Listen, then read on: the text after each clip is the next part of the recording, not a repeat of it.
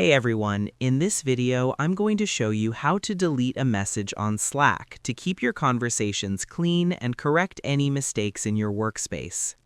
Step 1. Locate the message. Whether you're in a public channel or a private DM, you can only delete messages that you have sent yourself unless you have administrative privileges. Hover your mouse over the message you want to remove.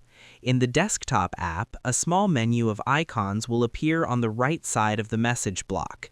If you are on mobile, simply long press the message bubble to bring up the options menu.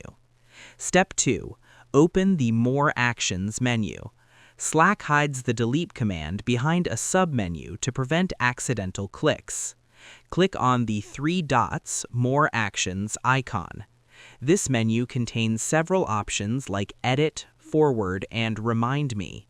In the 2026 interface, this menu is streamlined to prioritize the actions you use most.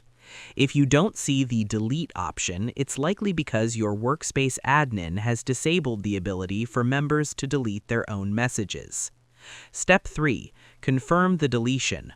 Once you trigger the delete command, Slack will ask for a final confirmation because this action cannot be undone.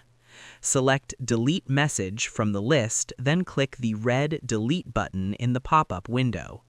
The message will vanish instantly for everyone in the channel.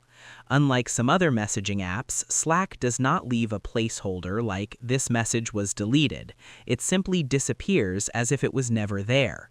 Note, if the message had replies in a thread, the thread will also be deleted. And that's pretty much it.